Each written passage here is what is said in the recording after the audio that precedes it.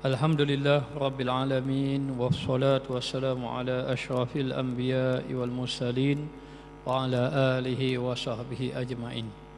Allahumma salli ala Sayyidina Muhammadin wa ala ali Sayyidina Muhammad salatan taftahu biha lana abwabu ridha wa taysir wa taghliqu biha lana abwabu syarri wa ta'sir وتكون لنا وليا ونصيرا أنت ولينا ومولانا يا أرحم الراحمين اللهم علمنا ما جهلنا اللهم رزقنا علما نافعا وارزقنا فهما طيبا وصلى الله على سيدنا محمد وعلى آله وصحبه وبارك وسلم رب اشرح لي صدري ويسر لي أمري واحلل عقدة من لساني يفقهوا قولي.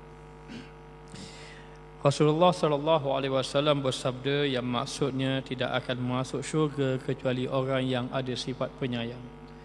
Ya Rasulullah, kami semua penyayang, kata sahabat. Penyayang itu bukan orang yang menyayangi dirinya sahaja, akan tetapi penyayang itu adalah orang yang menyayangi dirinya dan menyayangi orang lain. Jawab baginda Rasulullah sallallahu alaihi wasallam. Mana kasih sayang pada diri sendiri ialah berusaha menjauhkan diri daripada maksiat dan melindungi diri daripada azab Allah Subhanahu wa taala. Maka bila mana seseorang itu meninggalkan maksiat, ini menandakan dia mengasihi akan dirinya sendiri. Namun sebagai adab kita untuk menjaga diri kita ini kadang-kadang jatuh kepada maksiat, maka apabila jatuh kepada maksiat wa atbi'in sayyi'ata hasanata tamhuha, hendaklah bersegera kembali kepada kebaikan, jangan biarkan dirinya dalam maksiat. Jadi bila dia buat maksiat saja, sama ada dari segi perkataan dia rasa tersalah dan perkataan ini membawa dosa, dia cepat-cepat bercakap yang baik supaya perbuatan baik itu dapat menghapuskan kejahatan. Innal hasanat yuzhibnas sayyi'at. Yang kedua, apabila sahaja dia menyedari dia melakukan dosa, dengan memperbanyakkan istighfar kepada Allah, maka dengan memperbanyakkan istighfar, Allah akan menghapuskan dosa-dosa dia. Dan seandainya dosa itu melibatkan kepada dosa besar, maka hendaklah dia bertaubat kepada Allah Subhanahu wa taala dan bertaubat darinya serta mengerjakan ketaatan. Selepas bertaubat, maka dia kerjakan ketaatan. Orang yang bertaubat, selepas dia bertaubat, dia kena menjaga 4 perkara. Yang pertama hendaklah dia menjaga ibadatnya. Jaga ibadat supaya ibadatnya dipertingkatkan. Yang kedua, hendaklah dia menjaga dirinya ataupun menyertakan dirinya kepada majlis ilmu. Hendaklah dia mempelajari ilmu agama supaya dia lebih memahami agama. Dan yang ketiga, dia kena jaga dirinya supaya tidak bergaul dengan orang-orang yang jauh dengan Allah, agar dia tidak terpesong jauh. Dan yang keempat, dia kena jaga akhlak dia supaya akhlaknya semakin hari semakin baik. Ini tanda dia orang yang bertaubat kepada Allah Subhanahu wa taala. Maka apabila dia melakukan ketaatan, maka hendaklah dia melakukan ketaatan dalam keadaan ikhlas. Maka ikhlas ini ada 4 tanda. Tanda yang pertama, tidak terkesan dengan pujian dan kejian. Orang puji, orang kata, orang keji, dia terus beribadat pada Allah. Maka tidaklah pujian menambahkan dia beribadat, tidaklah kejian menyebabkan dia meninggalkan ibadat.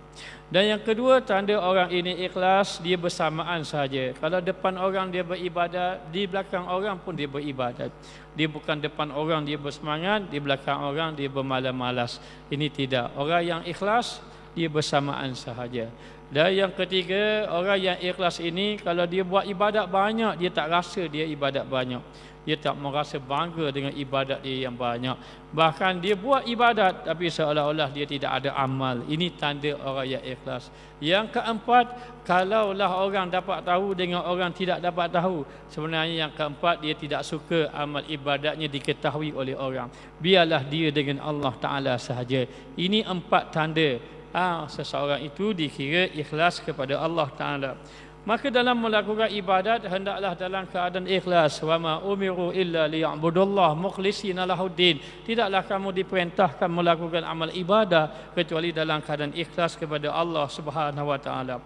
Maka sedangkan makna menyayangi orang lain apa dia? Ialah tidak menyakiti hati orang lain. Dan termasuk juga tidak menyakiti orang lain itu bukan saja dengan lidah, bahkan dengan tangan, dengan perbuatannya. Nabi SAW bersabda, Muslim itu man salimal muslim, maka orang Muslim yang lain selamat dari apa? Min yadihi, daripada tangannya, daripada lisanihi, daripada lidahnya. Maka selamat tangan tidak menyakiti orang, tidak menzalimi orang, dan lidah tidak menyakiti hati orang. Ini orang yang baik sebenarnya.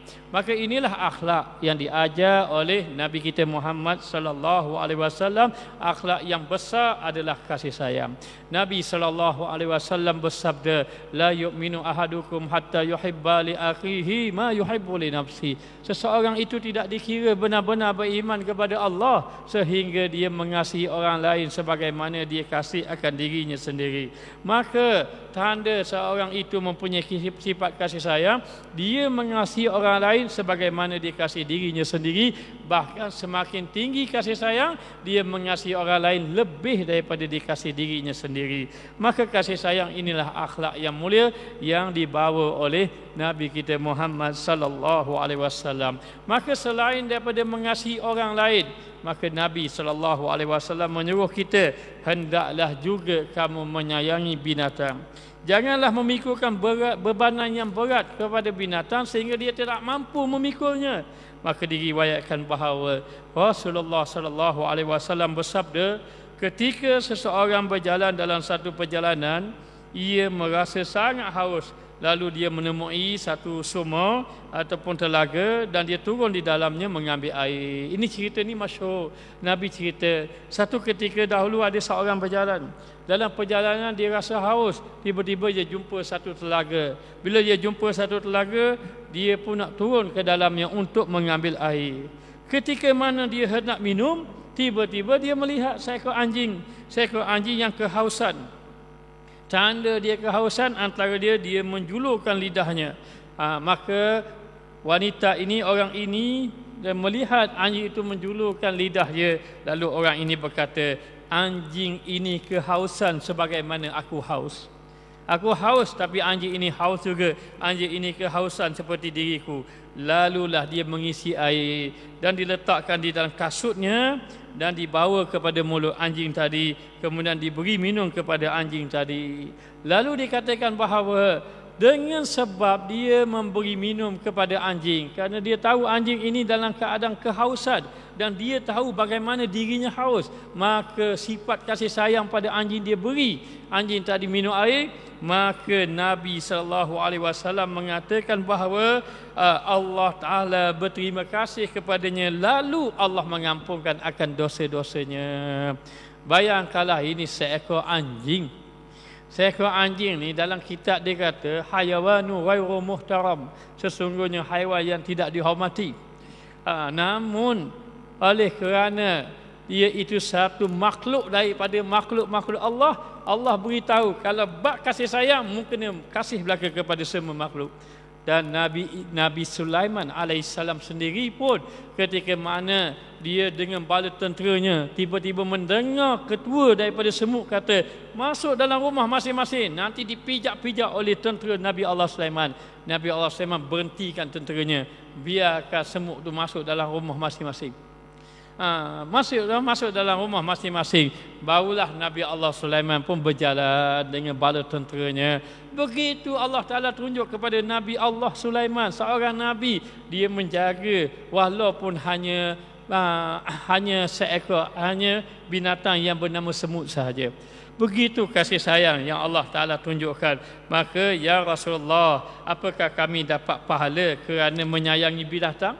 Bila Rasulullah cerita ada satu orang wanita itu dia bagi minum pada anjing dia masuk syurga. Ya Rasulullah, adakah bila kami memberi minum ataupun kami menyayangi binatang, adakah kami boleh masuk syurga? maka Nabi SAW memberitahu dalam bab kasih sayang, kasih sayang kepada setiap yang bernyawa tetap akan mendapat pahala.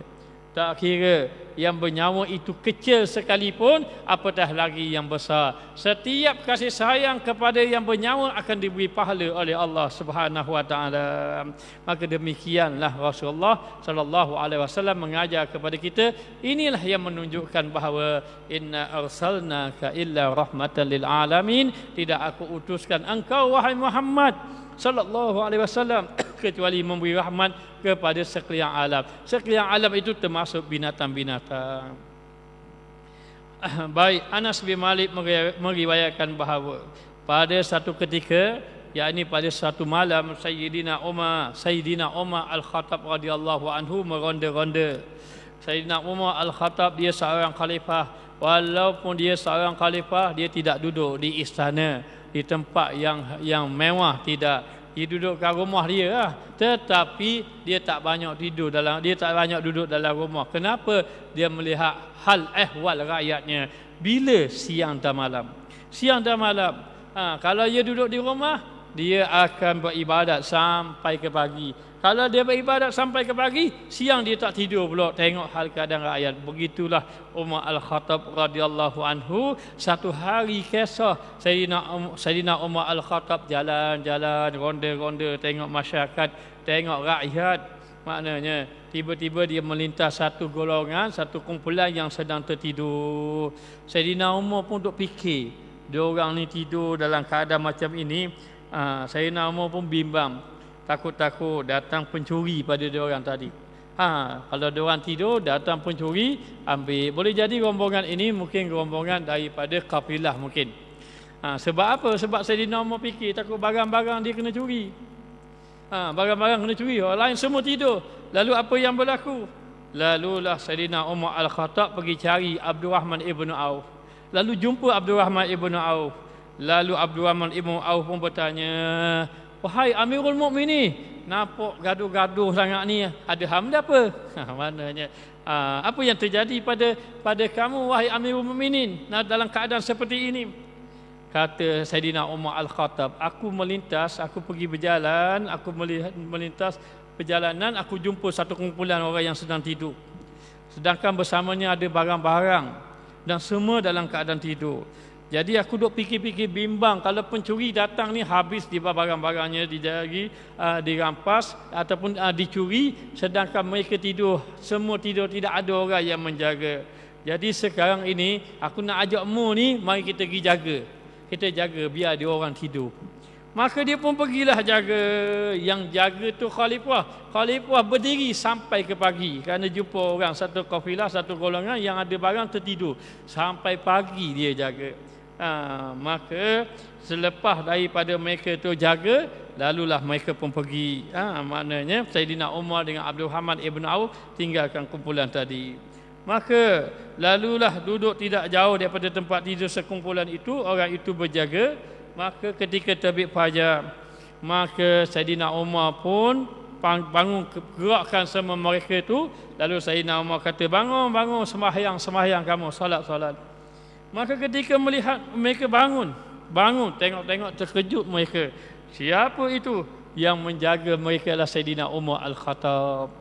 Lalu dalam keadaan macam itu, mereka melihat, ketika ia melihat mereka telah bangun, maka ia pun pulang. Dengan demikian hendaklah kita mengikuti para sahabat ridwanullahu alaihim, dan Allah memuji mereka. Sebenarnya kumpulan ini terkejut. Kenapa dia tak sangka khalifah yang jaga dia? Kenapa khalifah sanggup tidur berjaga malam dalam keadaan kami semua tidur? Kami bimbang. Aku bimbang takut barang-barang kamu dicuri oleh orang. Maka dengan sebab itu aku menjaga kamu supaya kamu dapat tidur dengan selesa dan barang-barang kamu selamat daripada dicuri oleh orang ramai. Maka Allah Subhanahu wa taala memuji perbuatan sahabat Nabi ini. Walaupun dia seorang khalifah, tetapi tengok sifat kasih sayang yang ada padanya. Maka Allah Ta'ala berfirman mengenai para sahabat, ruhama'u bainahum. Mereka itu berkasih sayang di antara satu sama lain. Tarahum ruk'an sujada yabtaguna fadlan minallahi wa ridwana simahum fi wujuhihim min asaris sujud. Mereka berkasih sayang di antara satu sama lain. Sifat kasih sayang ini adalah kesan daripada mereka banyak rakaat dan banyak sujud, kesan daripada mereka banyak beribadah kepada Allah Taala. Sehingga nanti kamu dapat melihat mereka para sahabat raka'an sujada, raka' sujud, ya bertahu fadlan minallahi wa ridwana, mereka raka' sujud semata-mata mencari keredaan Allah Subhanahu wa taala. Lalu mereka berkasih sayang kepada sesama muslim dan juga seluruh manusia, dan mereka juga berkasih sayang kepada ahlu zimmah, yakni orang-orang kafir yang duduk di bawah pemerintahan Islam. Telah diriwayatkan daripada Saidina Umar Al-Khattab bahawa ia melihat seorang lelaki daripada ahli zimmah. Orang kafir nak duduk bawah negara Islam, padahal dia duduk bawah negara Islam, dia kena bayar. Dia kena bayar. Bila dia bayar saja yang ditetapkan oleh kerajaan wajib menjaga kepentingan. Barang dia tidak boleh dicuri, tidak boleh dirampas, maknanya tidak boleh menumpahkan darah, kerana duduk di bawah kerajaan Islam, pemerintahan Islam ini dijaga walaupun mereka ni ahli zimmah. Tidak beriman kepada Allah. Satu hari Saidina Umar tengok ada satu orang lelaki daripada kalangan ahli zimmah meminta-minta di hadapan pintu rumah. Pintu rumah seseorang, sedangkan lelaki itu sudah tua. Saidina Umar pun berkata kepadanya, alangkah tidak adanya kami kepada anda, tidak adanya aku pada kamu, katanya. Kami ni mengambil fidyah, jizyah daripada kamu masa ketika kamu muda. Daripada kamu muda duduk sampai kamu tua, dalam kamu darurat terpaksa nak bayar fidyah ni mitok-mitok dengan orang sebab tak nak keluar daripada pemerintahan Islam. Sanggup nak bayar siapa tu. Bila Saidina Umar tengok, dia kata, mu ni daripada muda mu bayar, siapa mu darurat gini, tak boleh nak kerja siapa mitok-mitok dengan orang. Maka tak adil aku ni membiarkan kamu dalam keadaan macam ini. Lalu Saidina Umar Al-Khattab memerintahkan agar diberikan kepadanya bahan makanan dan juga baitul mal, beri pada dia sebab dia dah tua dah, tak perlu bayar dah. Kerana apa? Dah tiba masa dah dia. Maknanya maka diberi bahan makanan, diberi harta-harta daripada baitul mal, sehingga orang itu memuji-muji Saidina Umar Al-Khattab. Kerana apa? Kerana adilnya sifat kasih sayang yang ada daripada Saidina Umar Al-Khattab. Al-Hasan Basri meriwayatkan hadis daripada Rasulullah sallallahu alaihi wasallam. Baginda bersabda, para budala di kalangan umatku tidak masuk syurga kerana banyak mengerjakan di kalangan umatku tidak masuk syurga kerana banyak mengerjakan solat, tidak pula kerana banyak berpuasa, melainkan masuk syurga kerana mereka masuk syurga kerana kelapangan dada, kemurahan hati, kasih sayang kepada sesama kaum muslim. Apa maksud dia nak bagi tahu umat Muhammad sallallahu alaihi wasallam banyak masuk syurga bukan sabit sembahyang. Ia juga ada juga sabit sembahyang, tapi yang banyak masuk syurga sifat apa? Sebab sifat kasih sayang. Sebab itu nak bagi tahu, kalau dia banyak sembahyang sekalipun, tiba-tiba dia tidak ada kasih sayang pada orang, dia buat zalim, tak boleh masuk syurga juga.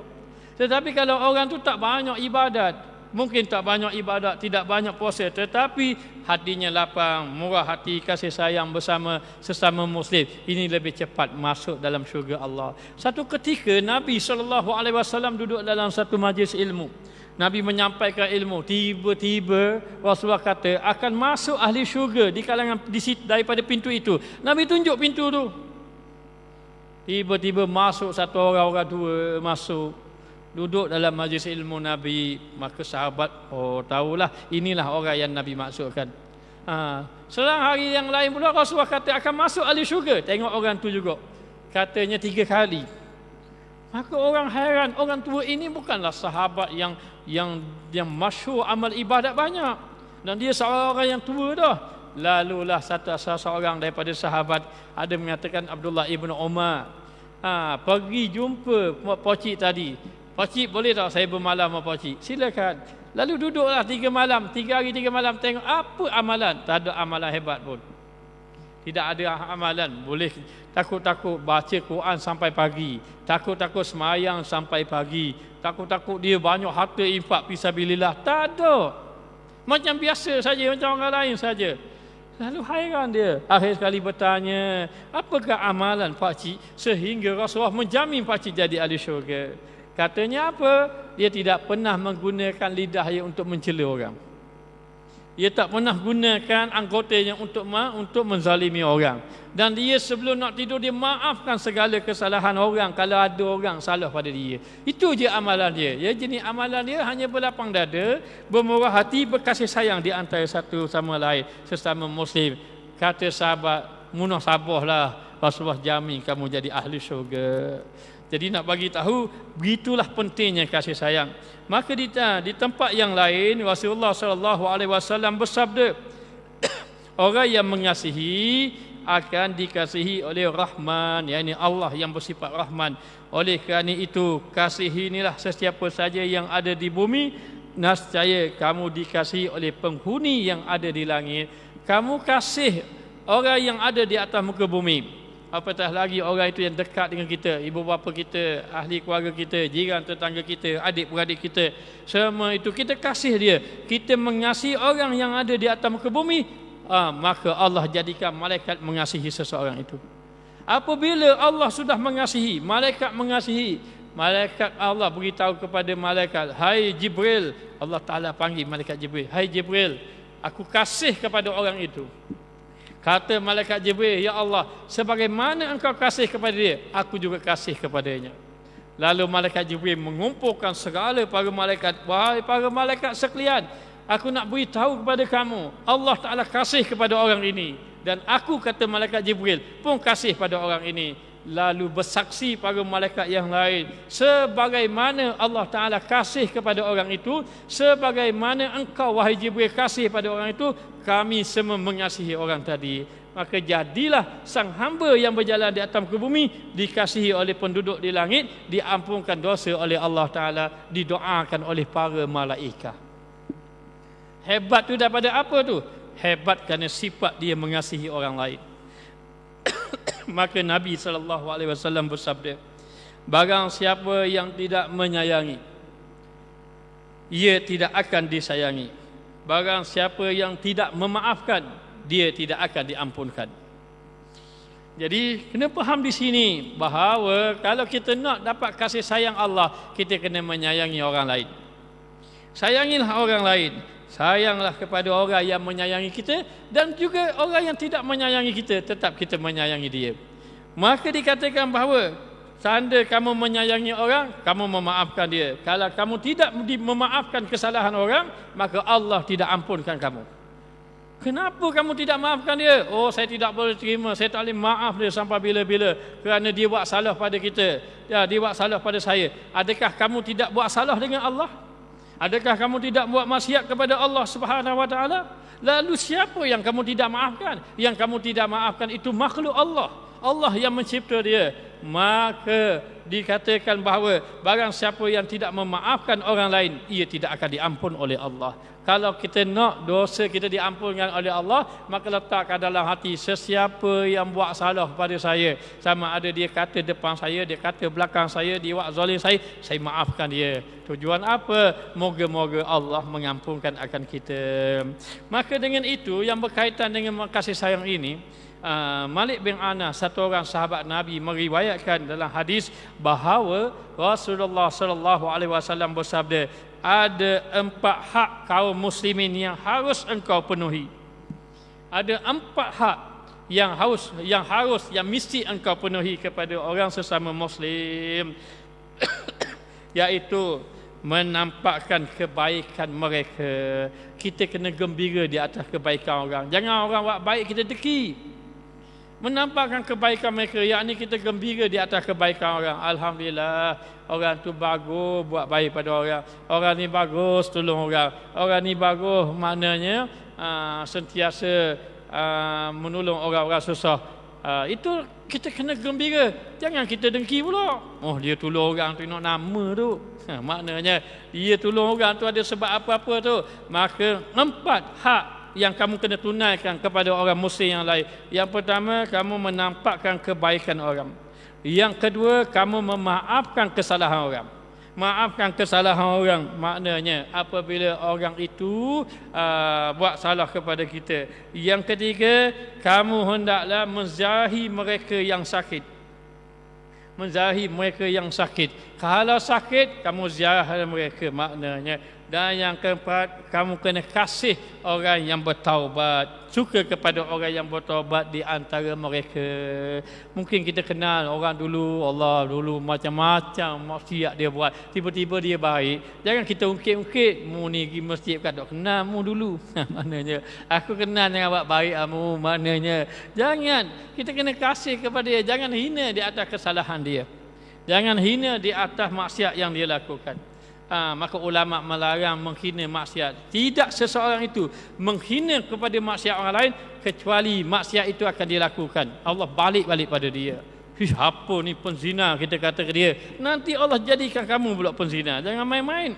Maka dengan sebab itu hendaklah kamu kasih kepada orang yang sudah kembali kepada Allah Subhanahu wa taala. Maka diriwayatkan bahawa Nabi Musa alaihissalam telah bertanya kepada Tuhannya, "Ya Tuhanku, apakah engkau jadikan aku orang yang bersih? Adakah engkau jadikan aku yang jernih hati?" Nabi Musa tanya. Nabi Musa pun tanya, "Adakah engkau jadi aku ni orang baik?" Dia nabi dah. Dia seorang nabi. Kalau kita tanya, "Ya Allah, aku ni banyak dosa ni, aku ni boleh jadi orang baik ke?" Tapi ini Nabi Musa. Itu apa tandanya? Nabi Musa dia tak berasa dia baik. Dia seorang yang tawaduk. Dia tanya, "Ya Allah, ya Tuhanku, adakah engkau jadikan aku orang yang jernih, orang yang jernih hati, orang yang baik?" Maka dengan kasih sayangmu kepada makhlukku, kata Allah, aku jadikanmu orang yang bersih. Dengan apa? Dengan sifat kasih sayangmu kepada makhlukku. Maka Abu Darda meriwayatkan bahawa ia pernah mengikuti seorang anak kecil. Anak itu membeli beberapa ekor burung, lalu melepaskannya.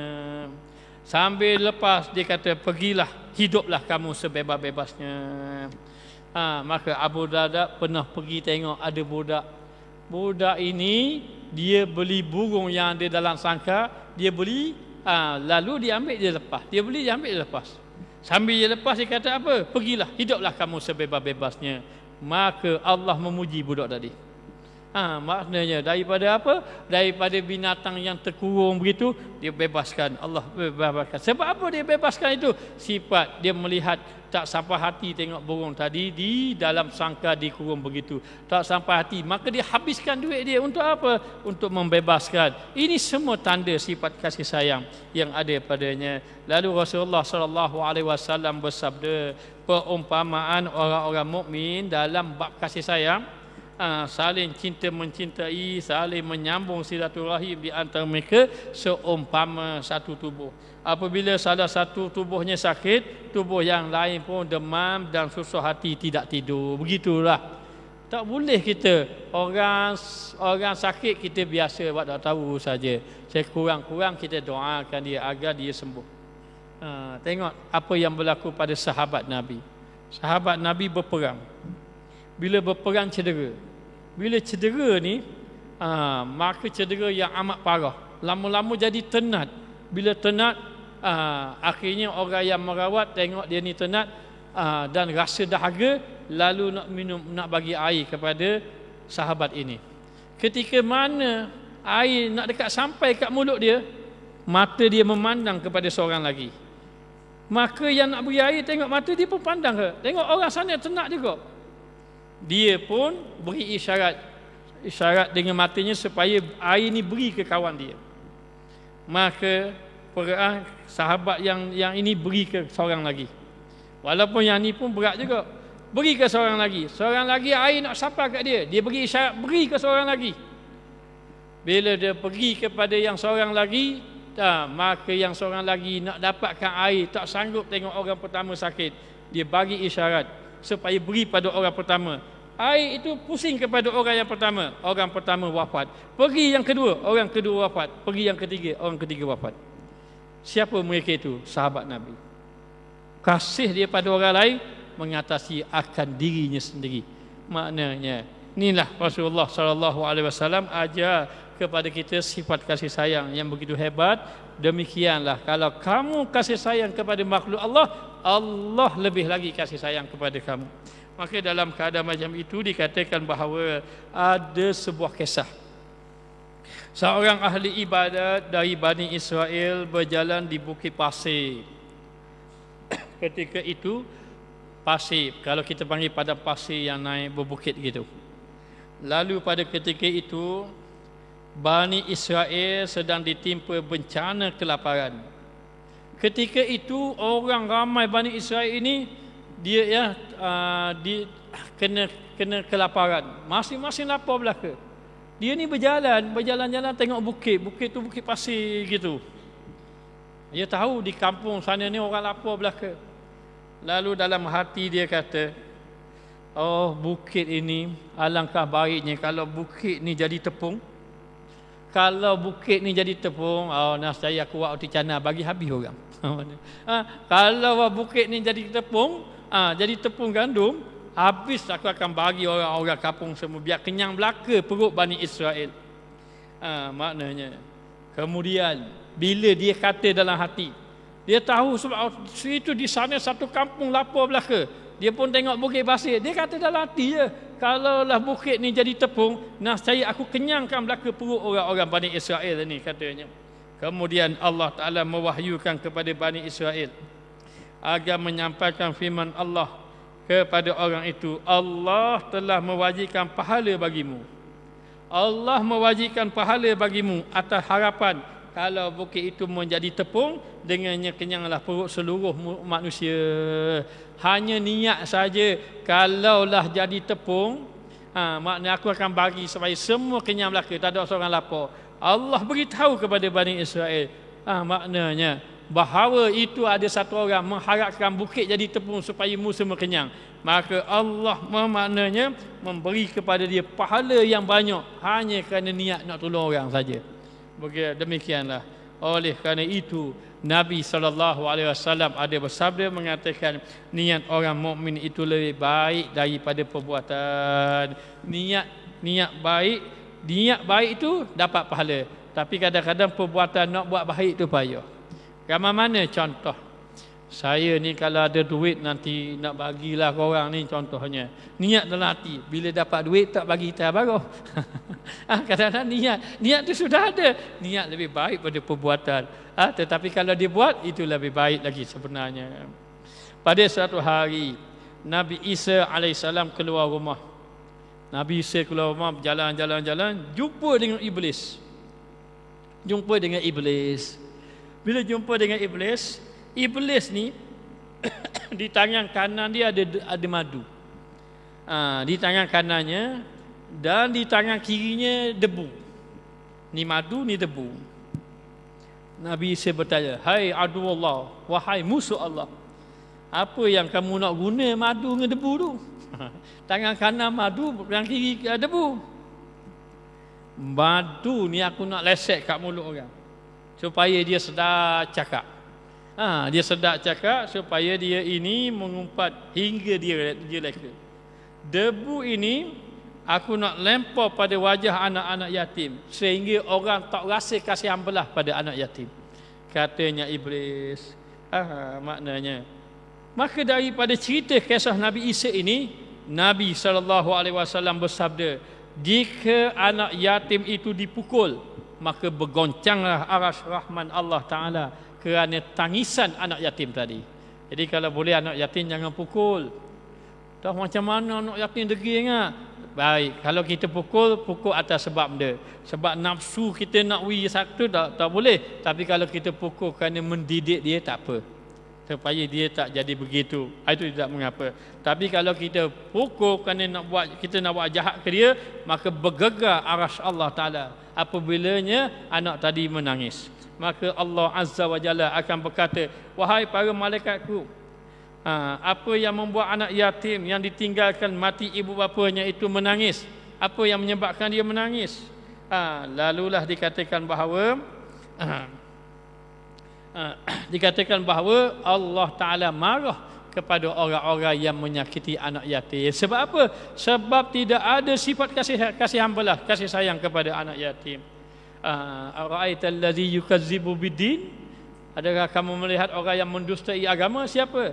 Fadzalikal ladzi yad'ul yatim. Mereka adalah orang yang mengherdik anak-anak yatim.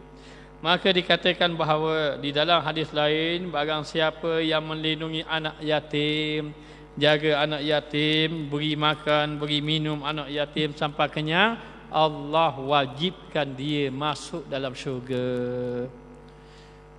Jadi nak masuk syurga, jalannya antaranya jaga anak yatim. Tapi kalau kita buat zalim anak yatim, bergegar arasy Allah Subhanahu Wa Taala, marah. Sehingga Allah Ta'ala kata, hai malaikatku, apa yang menyebabkan anak yatim itu menangis? Ini ada orang buat zalim. Marah Allah Ta'ala kepada orang tadi.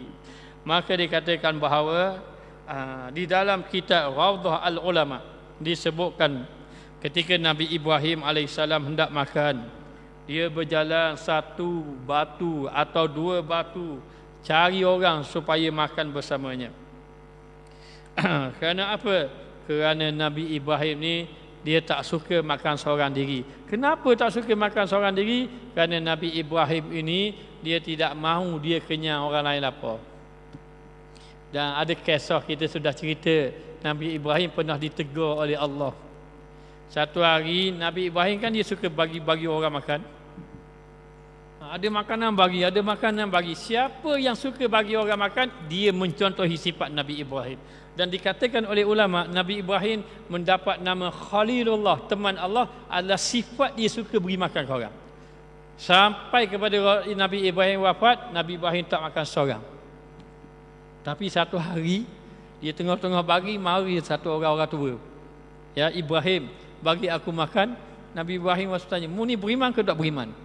Dia kata tak beriman. Kalau tak beriman, aku tak nak bagi makan. Aku datang bukan nak beriman, aku baru nak makan. Dan mu tahu tak makanan ni makanan siapa? Mu beriman saja aku bagi makan. Ya, aku datang bukan nak makan, nak mana? Aku bukan nak beriman, aku nak makan dia. Nabi Ibrahim tanya, mu nak makan ke tak mu? Kalau mu suruh aku beriman, aku tak nak beriman, aku nak makan. Kalau mu tak, kalau mu maknanya tak nak bagi aku makan, tak apa, aku tetap tak akan beriman. Lari orang tua tadi. Allah Ta'ala tegur, hei Ibrahim, kenapa mu tak beri makan? Aku rasa marah dia tak beriman dengan mu. Dia makan rezekimu. Ya Ibrahim, dia tak beriman lama daripada dulu. Biar aku tak marah-marah pun. Aku beri makan semua. Mu baru hari ni dapat tahu mu dah marah dah. Katanya.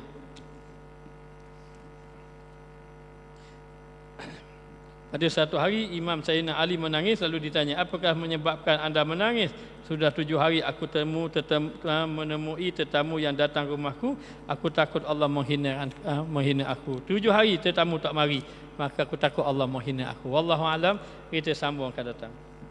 Bismillahirrahmanirrahim. Rabbana zalamna anfusana wa illam taghfir lana wa tarhamna lanakunanna minal khasirin. Wa sallallahu ala sayidina Muhammad wa ala alihi wa sahbihi wasallam. Alhamdulillah rabbil alamin.